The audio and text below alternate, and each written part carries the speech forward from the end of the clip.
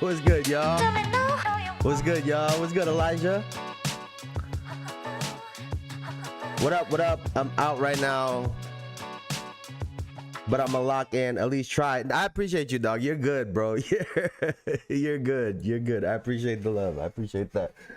Dang, the Knicks sure look like contenders. Oh my God. Honestly, I'm working on a piece right now for, you know, talking about that, and it's kind of breaking my heart to put it together. But I don't know, man. We'll see. Luka hamstring issues. Dang, Lakers out first round. What's up? The true number one is here. What's up, Bruce? What's up, Bruce? I'm sorry. It took me a minute to get on. I feel like I've gotten to the point where, I mean, I've been here, but I have just so much shit. I have too much shit. I'm like elbowing things off of my fucking desk. I really gotta clear up some space in this office, man. I know behind me it doesn't look crazy, but everything that you can't see looks fucking nuts. So yeah, but what's good, y'all? What's good? How's everybody doing? So don't be surprised if this room look a little different in the coming weeks. Man, it's the end of the season. It's the end of the season. You know, we got a couple teams that are. It's really just what spot you're gonna end up in at this point, right? We can take a look at the standings together. Let me close this. We can look at the standings together and see how big of a difference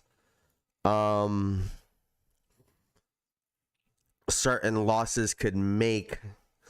So we're at 49 and 28 right now.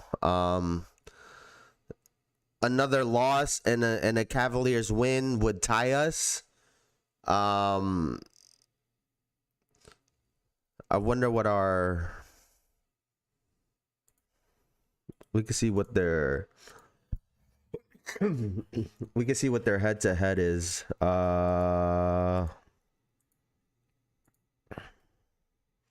Opponent splits.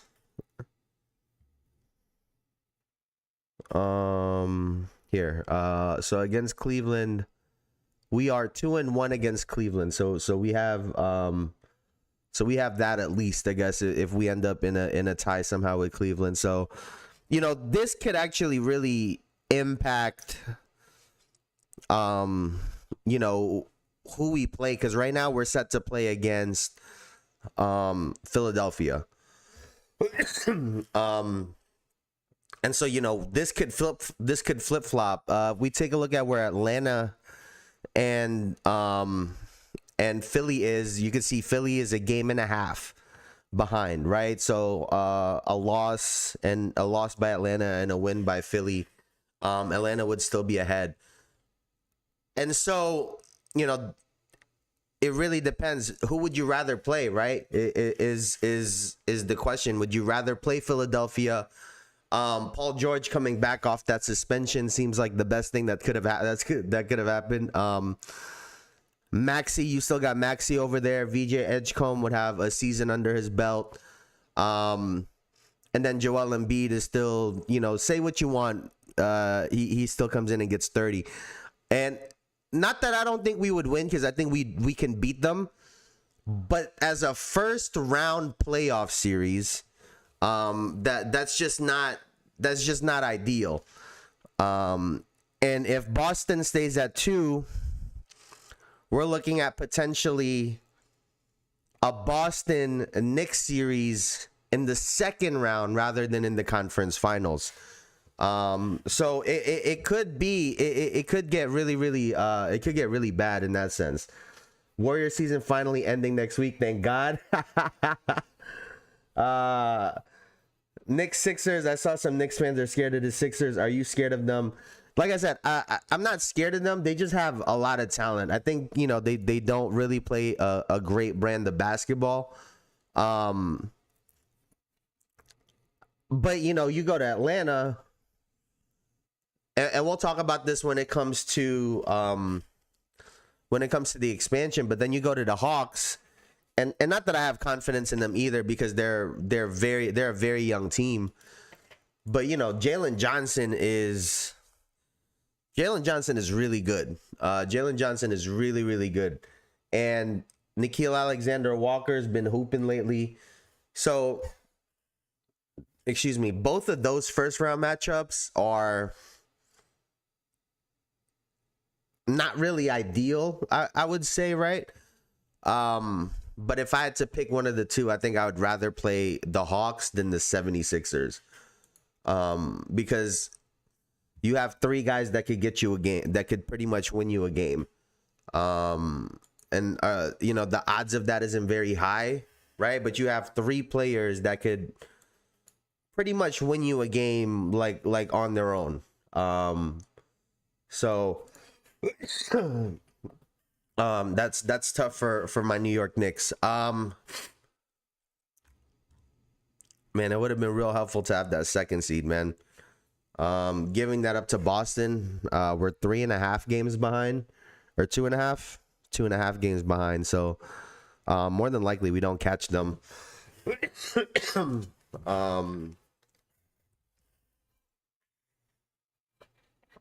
All right, let's see. How about this? Let's see the Western Conference. What we got going on over here?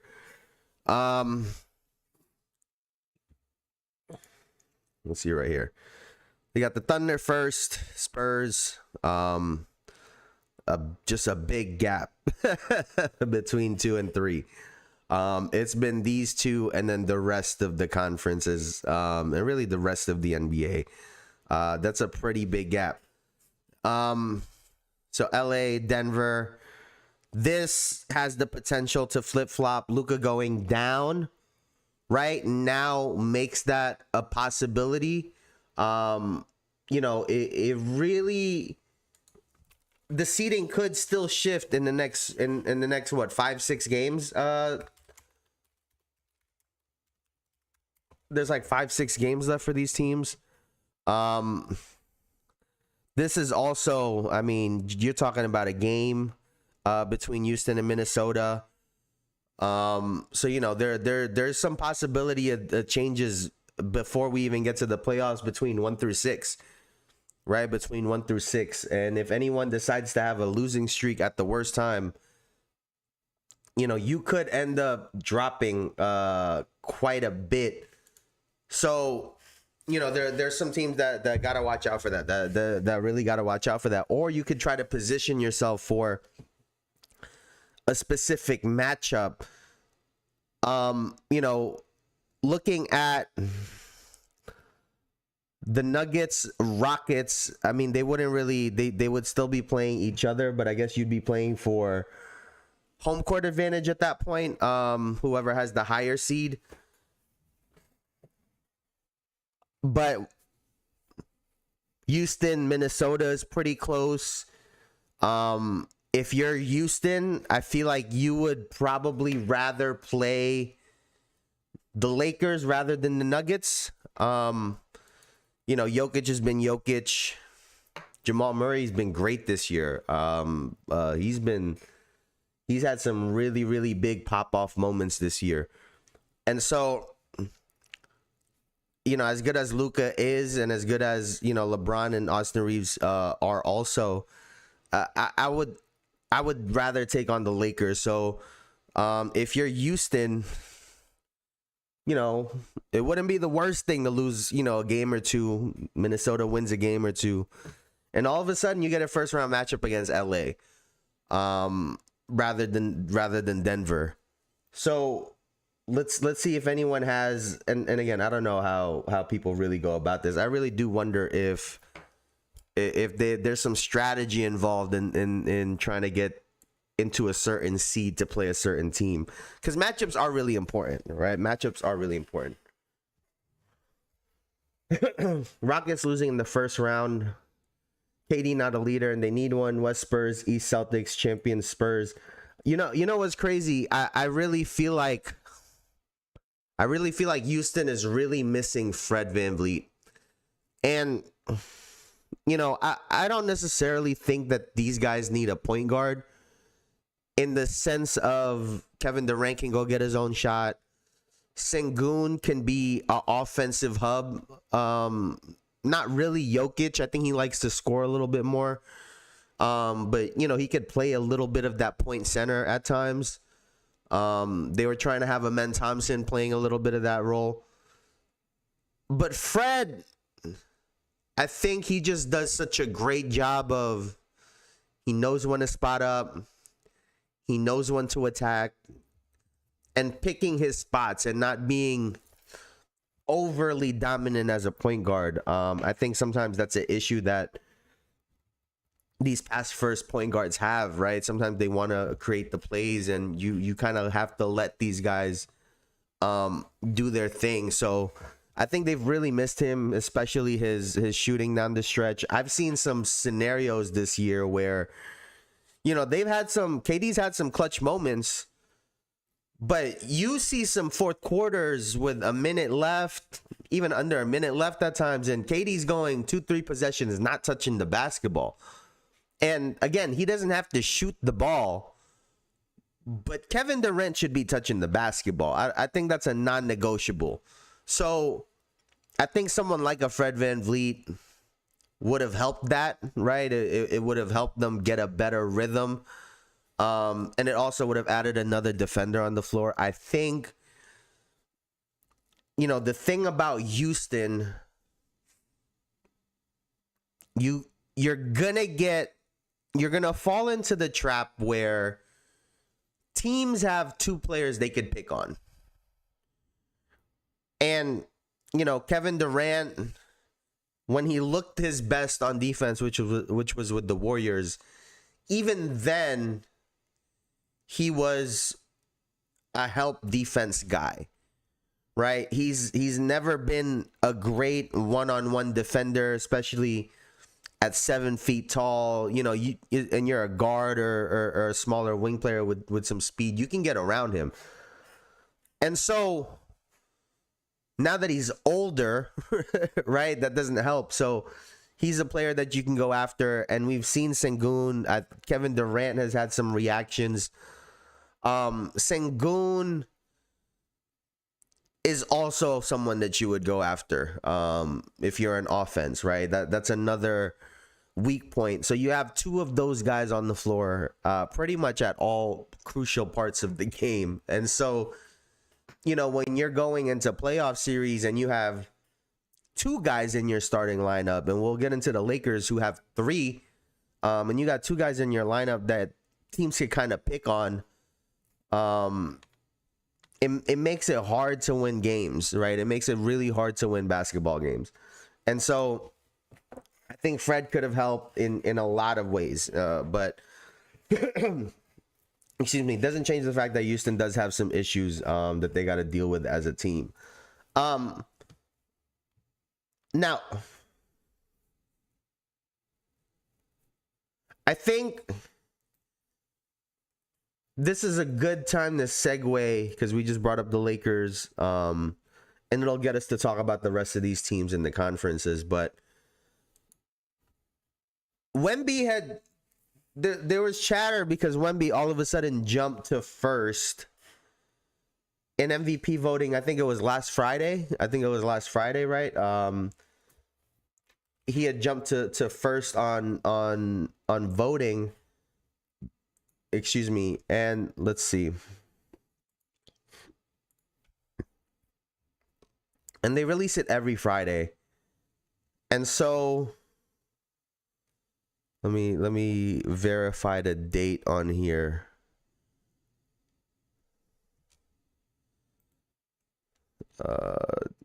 Give me a date, fool. Oh yeah, so this dropped this morning. So as of last week, Wemby was first in MVP voting. As of today on NBA.com, Wemby is also first in MVP voting right now. Or in their rankings, not voting, in their rankings right now. Wemby's first, Shea is second, Jokic is third, and then Luka all of a sudden dropped to fourth. Brown 5, and then Kawhi Leonard, Jalen Johnson, Donovan Mitchell, Jalen Brunson, Kevin Durant. I think it is important to note it was as of today. Anthony Edwards is ineligible for end of the year awards, and so is Cade Cunningham. So that's why we don't see Cade, and we don't see Anthony Edwards on here. All right, so there's a couple people that are really upset at the fact that Wemby made his case to be MVP. And the first thing, and you know, I think this is where due diligence is important, right? He was asked a question. Wemby was asked a question, and I think it's hard to fault someone for speaking their mind, for being honest, and answering a question. So let's take a look at this. 3 arguments. Yeah. My first one would be that he was asked for his 3 arguments. Defense is 50% of the game, and that it is undervalued so far in the MVP race. Because I believe I'm the most impactful player defensively in the league. Second argument would be that we almost swept OKC in the season, and we dominated them 3 times with their real team and 4 times with the, more rotation players. And my third argument would be that offense impact is not just sports. 3 arguments. All right, so all right. Well, so he was asked the question. And I want to make this clear first, right? The reporter asked Wemby, what are his 3 arguments for MVP, right? What are Wemby's 3 arguments for MVP? He was asked that question by a reporter. So he's answering a question. Whether he thought of this before or not, I don't think matters, right? It's not like he came up onto the podium and just started telling people why he's MVP. This is also the first time I've heard this. He's not begging for votes. That's not what this is, right? I want to make that very clear. Now, Luka was asked the same thing and didn't answer it. And he could have went that route, right? Wemby could have gone that route and just didn't answer it. But I also don't mind the fact that he did, because I think a lot of fans like to pick and choose, right? When they like the player, or when someone they deem has earned that, right? The fans want to determine this. I've heard multiple players say this. I remember listening to Dwayne Wade, who's been in the news lately, when he was young, saying he wants to be one of the best players ever. He wants to be the best, right? When we like the player, oh my God, that was so that was aura, right? As the kids would say, that was so much aura. Oh my God, he's speaking his mind. Look at the confidence, right? We view it as one way. When we don't like them, oh, you're begging for votes. Why are you crying? Why are you this? Why are you that? Like, the only thing that Wemby did wrong in that response is that he only gave 2 arguments.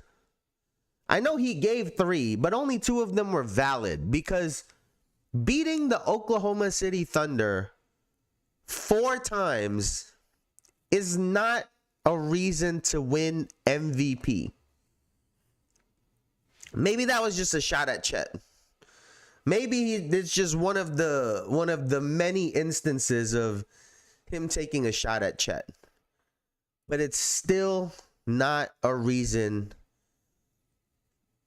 It's not a reason as to why he should win MVP. Listen, I think he has a great case without that. Right? I think he has a great case without it. This team is much better when he's on the floor. We also have to give credit to the team, though, that De'Aaron Fox is in his full year, and he's getting comfortable. But you know, these guys are developing, right? Castle is developing. Vassell is developing. Dylan Harper's been, I think, been really, really solid. The fact that he's even averaging, what is it, like 11 points with the amount of guards and wings that they have on his team is impressive. And so this team has a lot of talent. And that also relieves a lot of pressure for Wemby, right? It's a two-way street. And so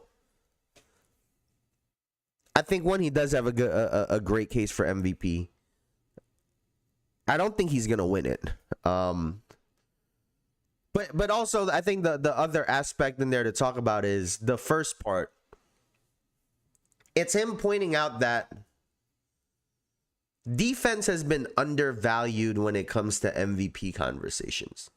And I think that's a really important thing, because I dropped a short earlier that said offense basically, MVP basically equals offense. Right? Kevin Durant was never a known defensive player. James Harden, obviously. Jokic, never known as a defensive player. Steve Nash. You could just keep going, right? Dirk Nowitzki, not known as a defensive player. So Magic Johnson, not really known as a defensive player. You know, so this is a thing, right? That you don't necessarily have to be a top tier defensive player.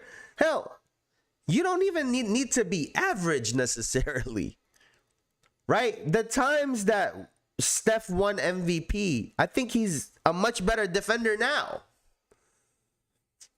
And so it is true that defense has been undervalued in the past when it comes to MVPs, and whether that changes or not is not really up to me. It's not really up to us.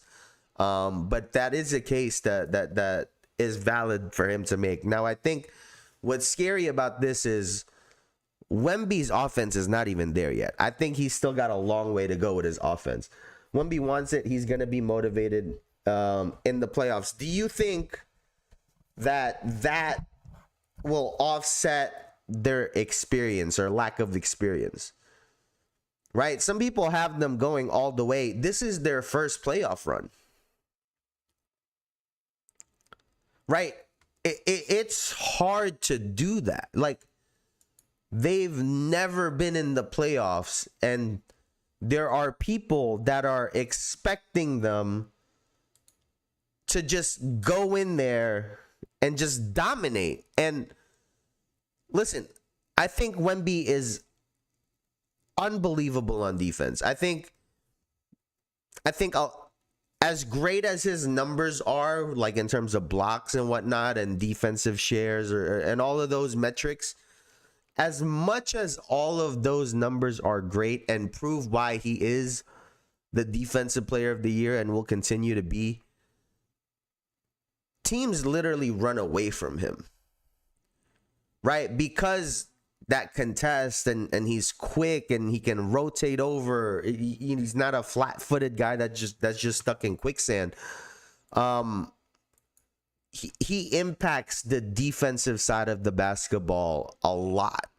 And I think that really does go a long way. And if he's having these 40 balls and 41-18 games, like, it's going to be hard to deny him the MVP in the years to come.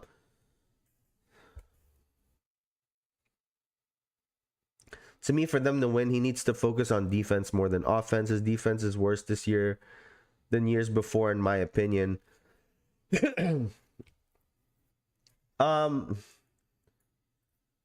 Where's how?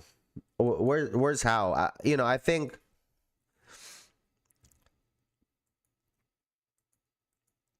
I think when it comes to the Spurs, I think their defense will be consistent. The thing that I wonder is playoffs is different, right? They're going to let the other team be physical also. And on offense, can Wemby handle that physicality, right? They're going to try to be physical and get under him and hit him and move him and do everything that they can on offense. And he's still going to need to have that energy on defense. And also for the rest of the team, right? I get that they have a lot of talent and that on any given night, one of those guys could pop off and have a big game. But you also, you need consistency in the playoffs. You need a rock that you could lean on when times are hard. And typically you go to your best offensive player and they have a go-to shot that they can get to. I think Wemby is developing that. And if, when he does, it makes it really, really scary to play against them. But I do think their offense, it can at times waver, right? I know they're on a winning streak right now. But there's times where it's a little bit inconsistent. And, are those guards, with the physicality in the playoffs, are they going to keep attacking the rim? Are they going to keep getting to the basket and breaking the defense down? These are questions that I need to see in the playoffs. It's easy to say that it's going to happen, right? It's easy to say that it's going to happen, but we've seen that's what experience is for, right? That's what experience is for. Like the year before, not last season, but the year before, I think that the Thunder, when they lost to who the fuck did they lose to? When they lost to Dallas, right? When they lost to Dallas, like they were already good then. I thought they were already a championship level team then. Championship level doesn't necessarily mean you win it, but I thought they were good enough to get to the championship and really have a real shot at it, right? And really what changed was the experience. And I think what we're seeing this season, Shea and his game in the clutch is reflecting that. Right? Because now he comes into the game, there's a level of calmness and poise, and he just knows what shots he's gonna get. He's gone through it, right? At the highest level. And so that experience really goes a long way. And I don't know if the talent and the youth alone for the Spurs can carry them without that experience. I think it's great that they're gonna have this. I think they're gonna make it tough for any team. But when you get a really big loss, getting back-to-back losses in the playoffs it's not what you want, and it'll say a lot as to how they handled that. Now their potential first round matchup is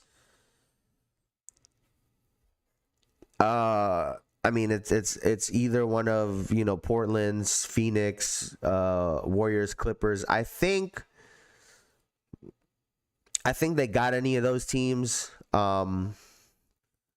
The Clippers are they're the one wild card, and it's purely because of Kawhi.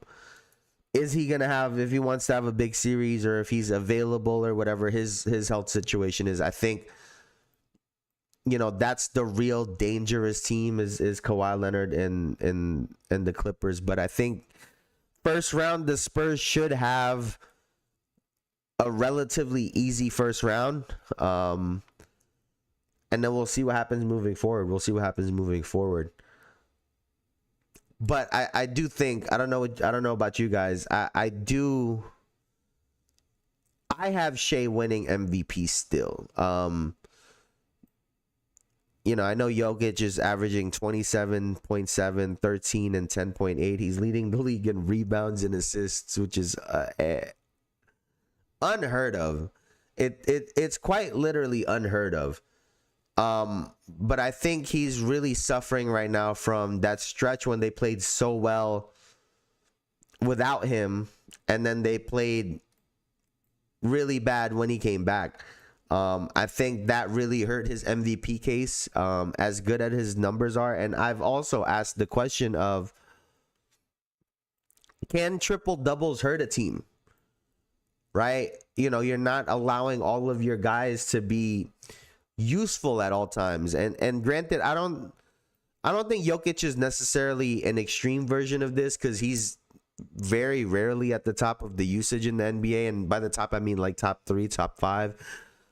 He's typically at like 28% usage rate, which is unbelievable for the amount of points and assists that he averages. And speaking of usage rate, I think it's crazy, because I was giving Jaylen Brown a lot of credit all year for, I feel like he was doing a great job of getting off of the basketball. And it's felt different from when Tatum was running the offense, because Tatum is running isolation plays, but he's also running a lot of high pick and rolls, or he's doing inverted pick and rolls, but he's also catching it on the after setting the pick. So it just felt like he had the ball a lot. But Jaylen Brown is second in usage rate this season, and he's second only to Luka Doncic, who's at like 37%, which is unbelievable. That's extremely high. That's an extremely high usage rate, and that's where a lot of the criticism is, and we'll talk about that in just one second. But I think for Jaylen Brown, I was surprised by that stat. And then also, I think he's had an unbelievable season, but let's be honest, Jayson Tatum kind of hurt his MVP chances, if we're being real. Aside from the numbers, right? Because Jayson Tatum is coming back to not be a role player, right? His words, not mine. And so that means he's going to get his 20 points up. And so that's obviously taking some away from Jaylen Brown, but also just how big of an event it was, right? The spotlight has been on Jayson Tatum and how the recovery, he got player of the week. I mean, it's taken a little bit away from Jaylen Brown's MVP season. Now, I don't think that's what Jayson Tatum intended, but it just is what it is. It just is what it is. Which brings me to Luka, because I think Luka he's a fascinating person to talk about. I think is probably the easiest way to put it. He is a fascinating player because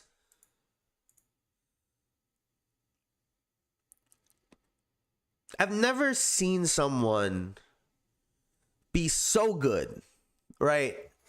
Someone that's so good at the game of basketball.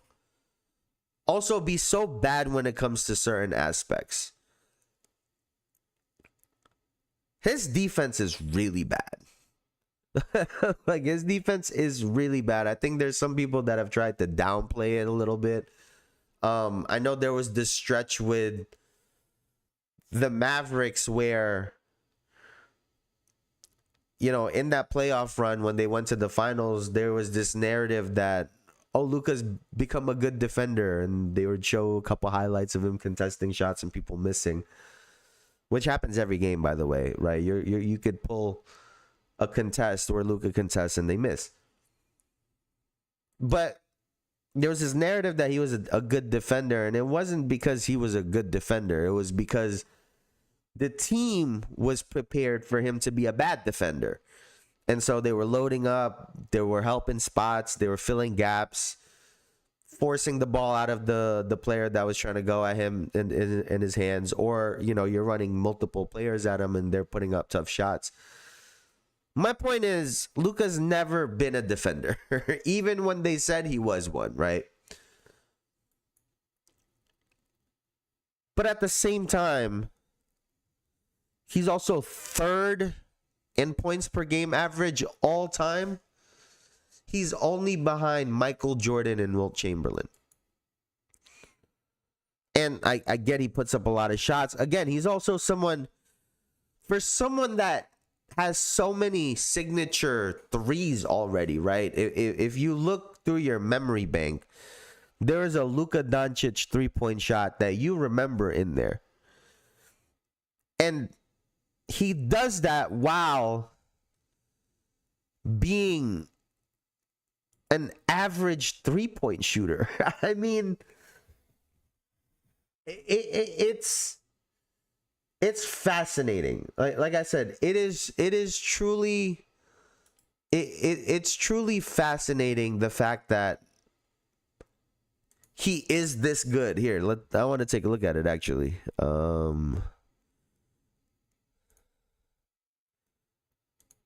Here.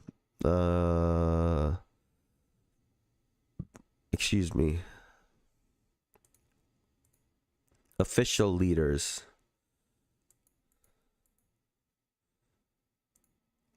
Per game.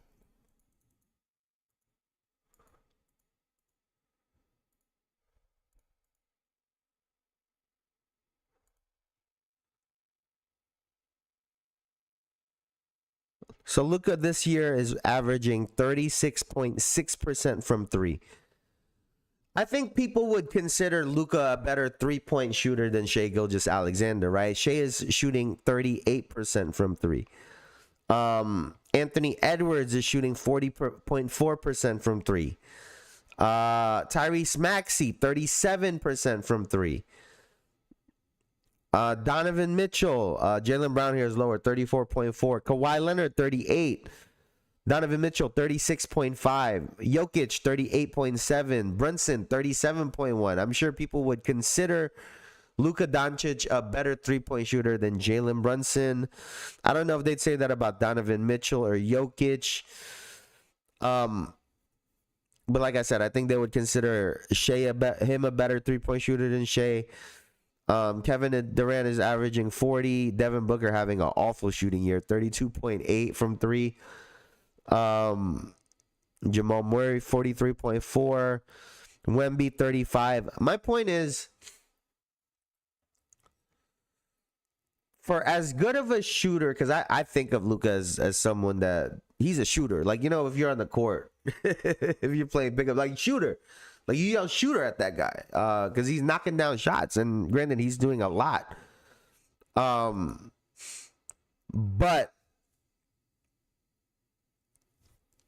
you know, 36.6 is not great. He's averaging almost 23 field goal attempts a game, and that's the highest here. Tyrese Maxey is at 21.8, almost 22, so he's the closest.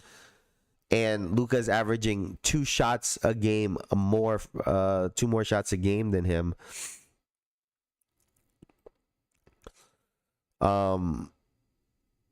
Shea is averaging 2 points less, but is taking less than 20 field goal attempts this year. My point is, Luka is an inefficient player, right? It's just point blank, period. And Luka is great, but he also has the basketball a lot during the game. He is allowed to take a lot of shots, and it leads to people thinking, well, if I had that opportunity, I would put up a lot of points and a lot of assists and all that stuff also. But this is where he could really improve his game, right? And I think coaches are scared, to be 100% honest, to be perfectly honest about this Luka situation. I think coaches are kind of scared of taking the basketball out of his hands and doing something different. He's still the point guard. He's still the primary guy, but we could work better shots for him. He can get the same amount of points and hopefully less shots, a higher percentage. Like, a lot would improve if they were to do that. But it just seems like a change that they're not willing to make. Lakers in trouble. Reeves banged up too. I think they're in deep shit. I don't think they were gonna.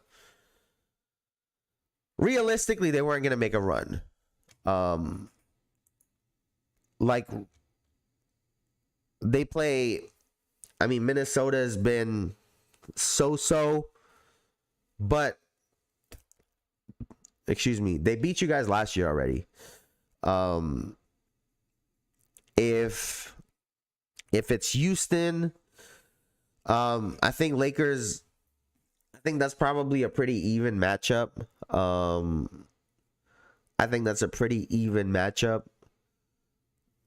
And so, I think there's a good chance the Lakers are out in the first round this year. And it just leads to the question of, is Luka getting, I don't want to say empty stats, because he's had winning records year in and year out. But is he just becoming a huge disappointment? Right? Because this would be the second time, going back to the MVP conversation really quickly, this would be the second time he put up monster numbers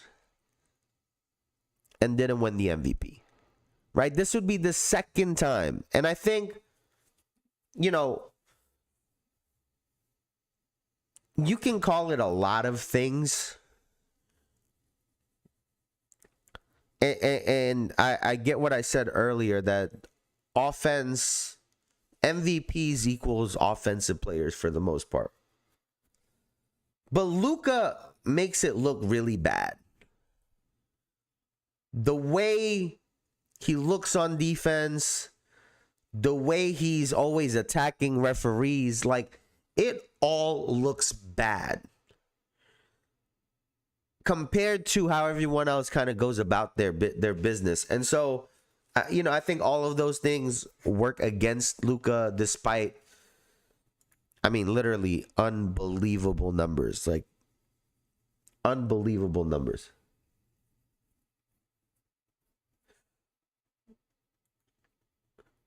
MJ was putting monster numbers, no MVP, so oh well for Luka. No, that is facts. That is facts. I did just get that YouTube short on my feed where MJ was averaging 35 or something one year or whatever it was and didn't win MVP. I think the following year after that, though, Bruce, is when he won MVP and Defensive Player of the Year. Excuse me. But yeah, I think, Luka, obviously he made a run. He made a good run for it the last month and a half. He was averaging damn near 40. You got to tip that. You got to tip your hat to that. The guy was averaging damn near 40. There is not a player like him in the league. But again, I think it's going to go to Shai Gilgeous-Alexander. This guy's been a model of consistency. 31.6 points per game, 55.1% shooting from the field, 38% from three. He's averaging 9.3 free throw attempts to Luka's 10.1. 88.1% free throw shooter, 4.4 rebounds, 6.5 assists, 1.4 steals, 2.2 turnovers a game. So Shai having another unbelievable year. And it's not necessarily like the Jaylen Brown situation in Boston, but he's played most of this year without Jalen Williams. Isaiah Hartenstein has been in and out the lineup. Chet Holmgren's been in and out the lineup. They've dealt with a lot of injuries this season. And Shai Gilgeous-Alexander has been the rock for this team. And you could say that they've got talent or whatnot. All of that stuff is cool. They got multiple people that can get anywhere from 12 to 25 points in a game. And they all do a great job of showing up for the most part. But they win those games because someone, shows up and gets their 20, 22 points. But Shai is there with 30, 33, 35, right? That's the difference. And not to take anything away from those guys, but they can go and play free and do what they have to do because they know there's a guy on their team with the number 2 on that's going to get the job done no matter what. And so despite everything, they've been able to maintain that. And here, let me find it.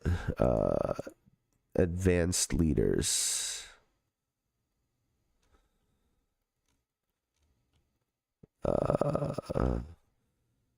Here you go. Shai, for being second in points per game this year, his usage rate is lower than Kawhi Leonard's at 32.7, lower than Jaylen Brown at 35.1, and lower than Luka, who's at 36.8. Shai Gilgeous-Alexander is at 32.4. Wemby's at 31.5. Donovan Mitchell is at 31. Shai averages more points than all of these guys outside of Luka and is more efficient than all of them. I just think it goes a really long way. I think he's just on. It's in his the ball's in his court, right? His legacy will be up to him to decide, right? This MVP, I think, is pretty much his. I think there's a push for Wemby, but I think he's gonna get it ultimately. the championship. I mean, all of this can really add to his legacy and make some conversations, you know, really uncomfortable. Like, is he a point guard or a shooting guard, right? Do you insert him into the James Harden, Dwayne Wade conversation? Like, a lot could happen if that were the case. Let's see. What else do we have here?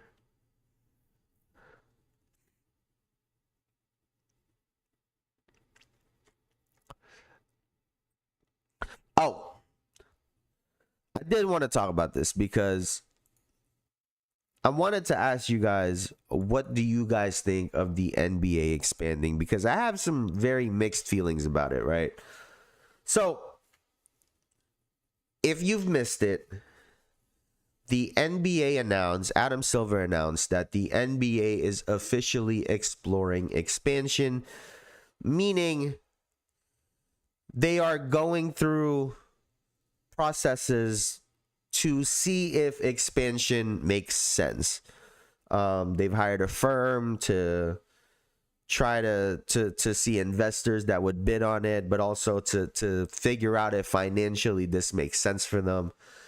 And the two cities that they're looking at, or the two front runners, I should say, are Seattle, so they would most likely bring back the Supersonics, and Las Vegas, who's been asking for a team. And the early timeline, which was according to Adam Silver, that they vote on this by the end of this year, have a draft in like 2027-ish, and that hopefully by 28, 29, that these teams could play on an NBA floor. Now, that's an early estimation. It could be later. Adam Silver also made it clear it could be one team, it could be two teams. Like they don't necessarily know. Because, you know, doing a deal like this, which doesn't get spoken about enough, is giving equity to your league and all of the financial upgrades, I should say, that they've made in the last couple of years. They've signed some massive deals. And so to give another ownership group equity in that is a lot. And so from that aspect, I think this is going to be a little bit more complicated. But also the teams, right? The way previous expansions worked is you have a draft and teams can protect up to 8 players. Expansion teams can draft only 1 player from each team to try to make this fair. But realistically, you're looking at player 8 to 15. Those are all role players, bad contracts, you know, just bench guys that people don't really want or don't really play. You know, you look to the better teams that have deeper lineups to try to go get talent. But even still, you know, you're trying to find a diamond in the rough, and that just hasn't happened yet. So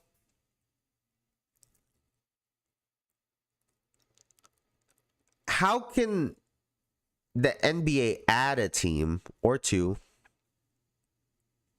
when some of these teams have been god awful? I mean, the Milwaukee Bucks have Giannis and they're terrible. The Bulls have been terrible. I get the Pacers have added injuries, terrible. Excuse me. Brooklyn has been awful. The Wizards have been awful. Excuse me. You add Memphis, they've been awful all year. New Orleans has been awful. Dallas has been awful. Utah and the Sacramento Kings, right? I just named 10 teams that have been absolutely awful this season. Have they had moments? Yes, but they've been awful. And so potentially adding another team to that basically you're just adding another team at the bottom of each of those lists. Is that really smart? And Adam Silver is saying it adds competition. Makes it more competitive. There's 2 extra teams you have to play against. On top of the fact that you're gonna lose some talent to them if you are the Thunder, most likely, or the Spurs, or Detroit, or one of these teams are gonna lose a player. So the question is, will it dilute the talent in the NBA? Because I do think there's a lot of talent in the league. I mean, you look at the bottom teams. Giannis is on Milwaukee. Halliburton is returning to the Pacers. Brooklyn has had Michael Porter Jr. The Wizards now have Trae Young and Anthony Davis. You look on the other side, the Grizzlies have Ja Morant. Pelicans have Zion. Mavericks have a bunch of names aside from Cooper Flag. Utah's had some really bright spots in terms of individuals. So there's talent all across the league. But is there enough? Because you're talking about 30 more spots, right? 30 spots have to get filled. And I know that there's some talent coming in through the draft, but listen, very rare do you have players turn into what James Harden did, where he was the 6th man, left that situation, and turned into an MVP. That's very rare. To expect that out of someone that's 8th through 9th on the 8th through 15th on the roster, it's a lot to ask for. And those teams, those expansion teams, because you're going to have to sign these players to contracts, they're going to be terrible for a long time. And unless you're going to give them some sort of draft capital, which also, by the way, if the tanking issues are going to get fixed, I think part of it is going to have to reward winning teams. So they lose that off rip, right? Right? If they change these tanking, these issues for tanking, it's going to take a little bit of power away from these lower seeded teams. If I'm to picture that. So that means these expansion teams are going to be even worse. So again, is it smart? I don't know. They'll have to figure that out. They're also, they estimated $7 to $10 billion is going to be the fee, which gets split amongst the 30 NBA owners. So if you're, let's say, anywhere from $7 to $20 billion is what they're expecting to get, that is a large lump sum that would be really hard to turn down. So I get it, right? Like the NBC deal, as much as I hate it, that was $77 billion. Like I get it. But again, is it the right thing? Just because you're telling yourself that this is supposed to make things more competitive and more entertaining doesn't mean that it will. And that's all I would ask the NBA, right? I know that they're going to have some metrics that say blah, blah, blah, blah, blah.